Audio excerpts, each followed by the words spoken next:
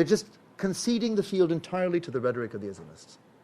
And so my advice would not be so much to try and combat the Islamists by a head-on confrontation of saying Islam doesn't belong in politics, and instead encourage secularist forces to go out and put their message out more forcefully about how they're going to provide.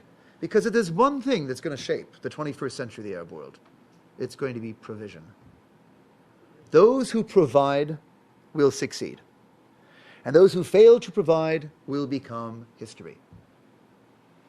And the demands of provision, as I've outlined before, are huge. Education, jobs, housing.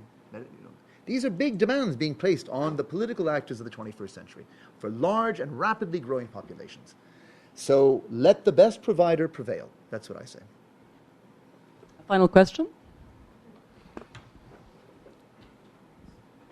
Vijay Nilekani. My name is Vijay Nilekani. I'm an MEI member. Welcome. My question is, does your book cover the Persian area, like Iran as well? Although they're not Arab, they're in the vicinity and a lot of dynamic between the Arab world and the Persian world. Mm-hmm. And does your book cover the Jewish diasporic experience in the Arab world? Because until the Second World War, there were a lot of Jewish populations or minorities in almost every Arab country. Their social and historical experience in those countries. Is that part of the scope of your book? Thank you very much. I will confess to having neglected Iran. As Rohan sitting behind you will tell you, I know nothing about Iran.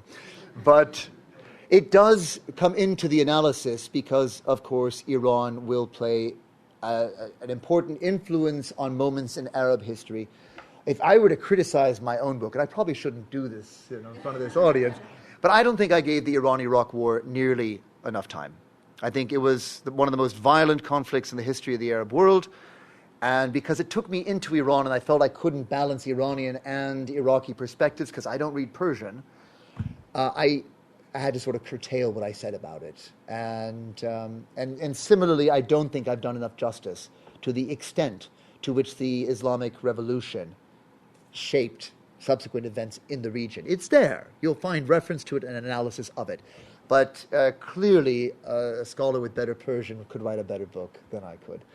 In terms of the Jewish communities of the Arab world, again, I didn't develop it per se. The one reference I can think of off the top of my head, though, was in going back to the Rashid Ali coup, how in the immediate aftermath of the British defeat of Rashid Ali and his partisans, you had this one completely unprecedented example of a pogrom against a Jewish community in an Arab capital, the Farhud. And I felt it was very important to bring that into the analysis and what it would mean then for the future of the Baghdadi Jewish community, who were to be dispersed after 1950-51, many of them relocating either to Israel or to the West. But certainly, one of the victims of Arab nationalism was Arab cosmopolitanism. And it's not just the Jewish communities of the Arab world, it was all of the non-Arab communities of the Arab world, whether they were the Greeks or the Maltese or the Jews, who had been such important parts of the social and cultural and economic fabric of these societies. Any of you who knew Alexandria before 1952 will lament the loss of diversity of Alexandria by 1992. It's been to the impoverishment of the Arab world that they lost their cosmopolitanism, and that, I suppose, is one of the tragic consequences of nationalism. Well, thank you, Eugene, for your wonderful talk and your insight. Thank you and very we much. have a Thank reading you all cut out very for much. us. Thank you. Book signing right here. Excellent. So, With pleasure.